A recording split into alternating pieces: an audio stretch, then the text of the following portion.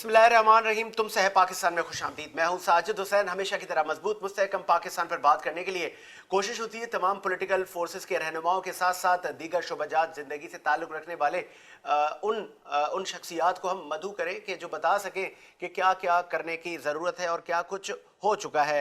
हम बात करते हैं हालिया मुल्की सूरत हाल पर भी। हम बात करते हैं कि ऐवानों में क्या हो रहा है, चाहे कौमी असम्बली से लेकर प्रोविंशियल असम्बली तक कितने बिल ऐसे मंजूर किए जा रहे हैं जो कि अवाम की फलाह बहबूद के लिए हो। कानून साज कमेटी भी बना दी गई वफाकी हुकूमत की जानिब से, जिसमें न सिर्फ हुकूमती शख्सियात, अपोजिशन की शख्सियात सब मिला के 14 मेम्बरान पर यह कमेटी मुश्तमिल है। अब कानून साजी क्या हो पाएगी या अब भी वफाक में अपोजिशन की जमातों को वफाकी हुकूमत से शिकवे होंगे? जब हम सिंध की बात करते हैं तो यहाँ पे भी अपोजिशन की जमातों का वक्तन फ़वक्तन एहतजाज जारी रहता है। और वफाक में तो मरियम औरंगज़ेब साहिबा ने ज़कूटे जिन का भी जिक्र कर दिया।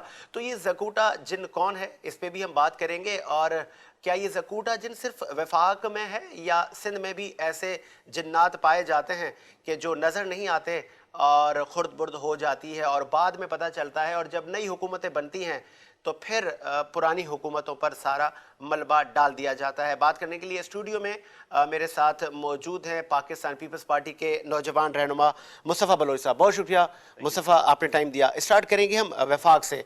वफाक में भी यही हम देखते हैं कि एहतजाज, चीखो पुकार, और कोई अगर स्पीच कर रहा है तो उसको स्पीच नहीं करने दी जाती। इवन हमने माजी में ये भी देखा कि जब शहबाज शरीफ साहब स्पीच कर रहे थे तो उस पर भी किताबें उछाली गई और उनको रोका गया। तो where is freedom of speech? मतलब कहाँ हम जा रहे हैं कि अवाम की फलाह के लिए जो काम या बिल कोई लाए जा रहे हैं हमें उस पर तवज्जो देनी चाहिए, और आजकल फिर ज़कूटा जिन आ गया। देखिए Sajid, budget is a very serious issue, और ख़ासकर मुल्क जब आपके माशी बहरान से गुजर रहा हो तो लोगों की नज़रें आप पार्लियामेंटेरियंस पे होती हैं कि वो क्या कोई रिलीफ देंगे, क्या कोई हल निकालेंगे, और ख़ासकर हुकूमत पे।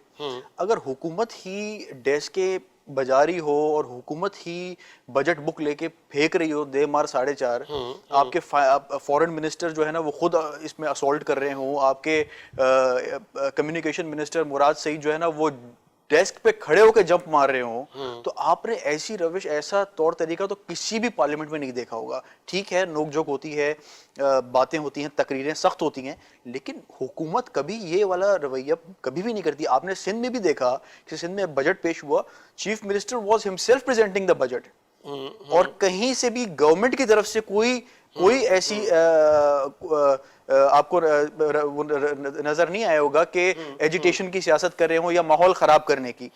अब ज़कूटा जिन हो या जो भी व्हाटएवर, ये एक नॉन सीरियस इशू बात है। इसको मेरे ख्याल में पीएमएलएन को भी देखना चाहिए और पीटीआई को भी देखना चाहिए। इस पूरे मेस में आपको पीपल्स पार्टी कहीं नजर नहीं आएगी। पीपल्स पार्टी इस चीज को टोटली डिसरिगार्ड करिए कि ये पार्लियामेंट में देखे ना अभी जो मार धाड़ हुई, सारा कुछ हुआ। बजट को तो आप लोगों ने भी मुस्तरद किया। बिल्कुल मुस्तरद, हम मुस्तरद करते हैं इस अवाम दुश्मन बजट को, लेकिन ठीक है, उसका भी एक तरीका है। आफ्ताब जहांगीर साहब हमें ज्वाइन कर चुके हैं। आफ्ताब जहांगीर साहब, वेलकम करेंगे आपको शो में। क्या आप तक आवाज आ रही है? जी जी जी आ रही है। बहुत बहुत शुक्रिया टाइम देने के लिए। आफ्ताब साहब, आज भी इजलास में आप यकीनन मौजूद थे कौमी असेंबली में, तो अक्सर हमने देखा है अखलाकियात का फुकदान। आज भी मरियम औरंगजेब साहिबा ने फिर एक ज़कूटा जिन का जिक्र कर दिया। तो आपको लग रहा है कि पाकिस्तान की पॉलिटिक्स किस तरफ जा रही है और सारी कमान आपके हाथ में? अच्छा देखिए, बहुत शुक्रिया जी, आपने अपने प्रोग्राम में मुझे मौका दिया बात करने का। बात ये है कि आप इस ऐवान को जितना संजीदा बनाएंगे, ये सिर्फ जिम्मेदारी ट्रेजरी बेंचेस की नहीं है, हुकूमत की नहीं है, ऑपोजिशन की भी है। इस ऐवान को जितना भी आप संजीदा बनाएंगे उतना ही ये ऐवान मजबूत होगा। और ये है कि इससे जो मुल्क के लिए कानून साजी करनी है, मुल्क के लिए जो भी आपने इकदाम करने, लोकली, डोमेस्टिकली, इंटरनेशनली, तो वो आप एक यक जुबान होकर कर सकते हैं और उसमें बड़ी ताकत होगी। लेकिन बदकिस्मती से ये कि यहाँ पर लोग शाह से ज्यादा शाह के वफादार हैं। वो कोशिश करते हैं कि जी अपने लीडरशिप को सामने जाके ये पेश कर सकेंगे, देखें हम कितनी छलांगे लगाते हैं, हम कितना जो है हुकूमत वाले ट्रेजरी में ऑपोजिशन को और ऑपोजिशन वाले हुकूमत के लोगों को देखो जी, फिर महफिलों में बैठ के हंसते हैं, क्या क्या लगाते हैं कि देखा मैंने कैसा जिन का जिक्र किया, मैंने कैसा फलाने का जिक्र किया। क्या है ये सब फजूल गुफ्तगू है। देखें आप अपने काम की बात करें, जितनी बात करनी है, अगर ये फजूल गुफ्तगू के ऊपर जितना टाइम आपने लगाया उससे ज्यादा उतना टाइम आप अगर कौम के मसाइल के ऊपर बात कर लें तो क्या हर्ज है आपको। बजा बजा आपने फरमाया तो आपको कराची की आवाम ने मैंडेट दिया आफ्ताब जहांगीर साहब, और बड़ी खुशाइन बात है कि आप के एमएनएज फंड भी लगा रहे हैं अपने हलकों में। आपको लग रहा है कि बजाय इन तमाम गुफ्तगू के, जैसा कि आपने अर्ज किया कि मतलब मसाइल पर बात की जाए, सीरियस लाई जाए, तो इस पे हुकूमत और कस्टोडियन ऑफ हाउस स्पीकर की कितनी रिस्पॉन्सिबिलिटी है कि हाउस को अकॉर्डिंगली चलाया जाए? बिल्कुल, हमें देखें, हमें कराची के जितने भी नुमाइंदों ने गुफ्तगू की है उन्होंने तो मसाइल के ऊपर बात की है। मेरी अगर आपने स्पीच सुनी हो तो मैंने मसाइल पर बात की, मैंने अपने हल्के के मसाइल पर बात की, मैंने कराची के मसाइल पर बात की है। तो हर एक को अपने मसाइल पे बात करनी चाहिए। हाँ, अगर उसमें कहीं आपने तनकीद करनी भी है किसी के ऊपर, अब एक दूसरे के ऊपर, तो वो बड़ी ऐसे मूड पे की जाए, ऐसे उस पर की जाए कि जिसको लोग पसंद करें। ये नहीं कि किसी को जिन बना दें, किसी को वो और बना दें, कुछ बना दें, ये सब बेकार बातें। काम की बात करें ताकि लोग अपने बच्चों को आगे से वो करें कि यार आप लोग भी पॉलिटिक्स में हिस्सा लें, पढ़े लिखे नौजवानों को आगे आना चाहिए, अच्छी फैमिली के लोग आगे आए, लोगों के अंदर शौक पैदा हो। वरना आप लोग कहेंगे यार वहां तो जाने का फायदा कोई नहीं, वो तो गाली गलौज का एक वो बन गया, अखाड़ा बन गया, एक दूसरे के ऊपर सवाई तनकीद और तंज के, और कुछ होता ही नहीं है वहां पे। तो ये उस लोगों के अंदर से डेमोक्रेसी की ऊपर से एतमाद उठता जा रहा है। वो कहते हैं इससे बेहतर तो ये कि कोई डिक्टेटरशिप आ जाए ताकि हमारे मसाइल तो हल हो। और मसाइल हल करने के लिए जो डेमोक्रेसी के अंदर दोनों हाथों से ताली आफ्ताब बजती है, दोनों को अपना किरदार अदा करना है। कलामी के लिए माजरत। आफ्ताब जहांगीर साहब, आपने कहा कि डिक्टेटरशिप होनी चाहिए, ये आप पीटीआई हुकूमत कह रही है या आवाम कह रही है? नहीं नहीं, मैं ये नहीं कह रहा, मैं ये कह रहा हूँ कि लोगों की अगर हमारे रवैयों को देखने के बाद लोग ये ना कहें कहीं बजा फरमाया आपने, तो पॉलिटिशियंस तो आपस में लड़ते ही रहते हैं आपस में। बजा फरमाया आपने। लास्ट में मैं आपसे ये पूछूंगा कि यही रवैया हम सिंध असेंबली में भी देखते हैं, यहाँ पे भी ऑपोजिशन में आप हैं और हलीम आदिल शेख साहब और दीगर जो ऑपोजिशन की जमातें हैं, बिलखुसूस एमक्यूएम पाकिस्तान, यहाँ पे भी अक्सर हम मछली बाजार देखते हैं। इनको आप क्या कहेंगे कि क्या सिंध असेंबली का जो चाहे वो सिंध असेंबली हो, पंजाब हो, केपीके हो, बलूचिस्तान हो या नेशनल असेंबली हो, जहां पर भी इस किस्म का होगा मैं उसको कंडेम करता हूँ। बहुत शुक्रिया आफ्ताब जहांगीर साहब वक्त देने के लिए। आगे बढ़ाते हैं प्रोग्राम को। मुस्तफ़ा बलोच साहब, आपने सुना कि हम नहीं चाहते फिर भी होता है। मतलब पार्लियामेंटेरियंस का कहना है हमारा कोई मतलब इंटेंशनली ये करने का नहीं होता कि हम किसी को जिन कहें, हम किसी की जातियात पर जाएं, किसी के हम घर पर अफराद की बात करें। तो देखें साजिद, मसाइल पे बात होनी एवरीथिंग चाहिए। Comes from the top leadership. अगर आपकी ऊपर की लीडरशिप चाहती है कि ये चीज़ हो तो ज़रूर होगा। आपके सारे एमएनएज और आपके सारे मिनिस्टर्स वही काम करेंगे जो वो चाह रहे हैं। अगर वो मछली मार्केट बनाना चाह रहे हैं, जो कि मेरे ख्याल में खान साहब का यही एजेंडा है, क्योंकि जिस दिन से वो पार्लियामेंट में प्राइम मिनिस्टर होके आए हैं वो सीरियस ही नहीं लेते। उनके अटेंडेंस आप देखें, अच्छा वो मुराद सईद जो है ना, वो कोई स्पीच करे तो वो आगे से वो लूज टॉक करना शुरू कर देते हैं। उनकी जिस तरह की लैंग्वेज है, कहीं से लग नहीं रहा कि एक फेडरल मिनिस्टर बात कर रहा है। इसी तरीके से इनके आपके गंडापुर हो गए, इनके जितने भी मिनिस्टर्स हैं, मतलब आप ये जो बजट बुक एक, मतलब आप इसकी एहतराम करें, इसकी इज्जत करें कि एक किताब है, ये आपने बजट के लिए तश्कील दिया है, आप उसको लेके मार रहे हैं लोगों पे आप, और वो भी इलेक्टेड मेंबर्स पे ही आप मार रहे हैं, तो जाहिर है वहां से भी आपको 2-3 बुक आ गए। तो कहने का मकसद है रविश जो है वो रखी ही पीपल्स पीटीआई ने, और ये इस पे इन्होंने खासकर हुकूमत में आने के बाद तो और ये बदतर हो गए। और इन्होंने एक समझ लें पार्लियामेंट की जो एक वक़्त है, एक स्टैंडिंग है, उसको इन्होंने बहुत डिस्टर्ब किया है। जहाँ और पर कानून साजी होनी चाहिए, जहाँ पे आम आदमी के मसाइल पर बात करनी चाहिए, तामीर और तरक्की पर बात करनी चाहिए, वहाँ पर जिनको करनी चाहिए वो आपस में गुत्थम साजिद, गुत्था हैं। जब एजेंडा ही नहीं होगा कुछ काम करने का, जब कोई प्रोग्रेशन या किसी पॉजिटिव तरीके से पार्लियामेंट को चलाने का या हुकूमत करने का इनका कोई जहन में कोई कॉम्पिटेंस तो है ही नहीं ना। इनमें दूर दूर तक इनके अंदर कॉम्पिटेंस नहीं है। 3-3.5 साल हो गए, कोई एक प्रोजेक्ट आप बता दें।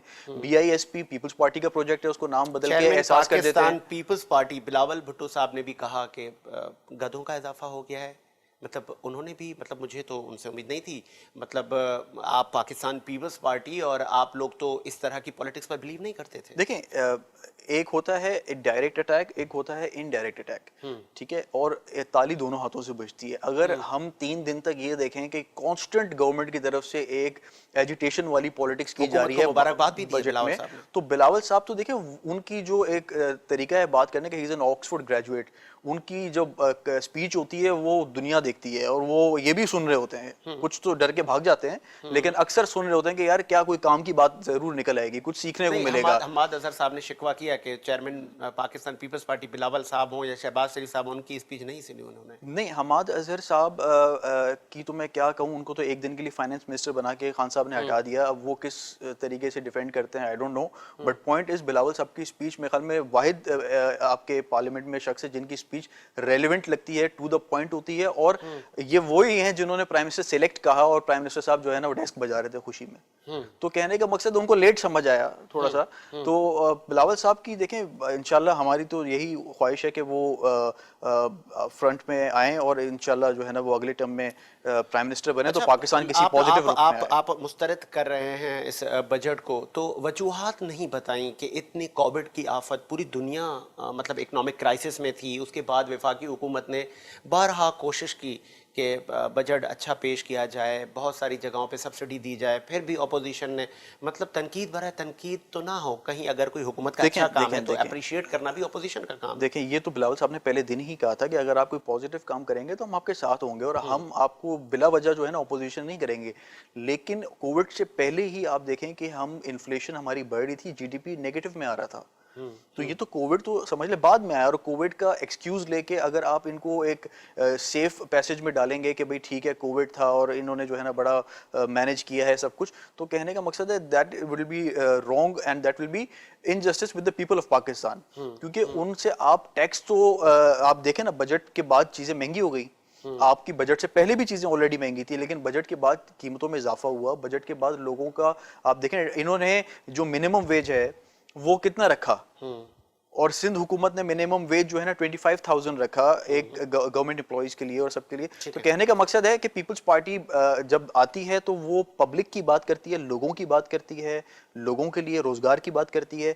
ये बड़े बड़े दावे करना और गिमिक्स और शो करना और बड़े बड़े आप कहें कि प्रोजेक्ट्स की बातें करना लेकिन पूरा कुछ भी ना हो, वो हम उस पर बिलीव नहीं करते। चलें आगे बढ़ाते हैं सिलसिले को। इंतखाबी इस्लाहात पर हुकूमत हमें सीरियस नज़र आ रही है, लेकिन आप लोगों के तहफ़्फ़ुज़ात हैं, आपको लग रहा है कि इस बार जो इलेक्शन होंगे वो इलेक्ट्रिक वोटिंग मशीन से होंगे? देखिए, ये इट्स वेरी शॉकिंग कि आप इलेक्ट्रॉनिक वोटिंग का प्रोसेस लाना चाह रहे हैं और पार्लियामेंट से आप पास किए बगैर पहले आप ऑर्डिनेंस ले आ रहे हैं, और ऑर्डिनेंस की तो इतनी जल्दी किस बात की है? आप प्रेसिडेंशियल ऑर्डिनेंस लाके उसके बाद आप कह रहे हैं पार्लियामेंट में ये आएगा, और मतलब एक आप कहें कि ये एक नेशनल इशू है। इलेक्शंस वैसे ही हमारे क्वेश्चन मार्क रेज होता है हर अक्सर इलेक्शंस में। उसके बाद अगला इलेक्शन, ये मैं आपको बता दूं, अगर इसी तरह इलेक्शन हुए 2023 का election will be very controversial.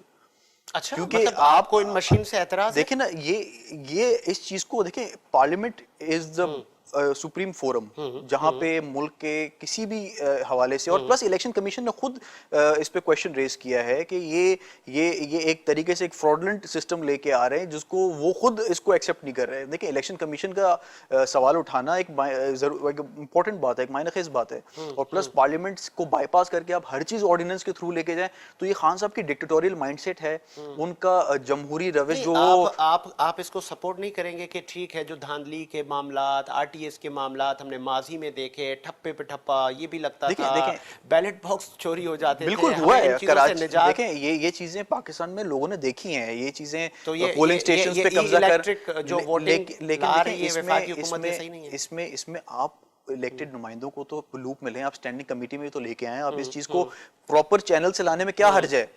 देखें, अभी जो इलेक्शन में 2 साल हैं, आप इसको जल्दबाजी में एक कंट्रोवर्शियल क्यों बना रहे हैं? एक अच्छे काम को भी आप कंट्रोवर्शियल क्यों बनाना चाह रहे हैं?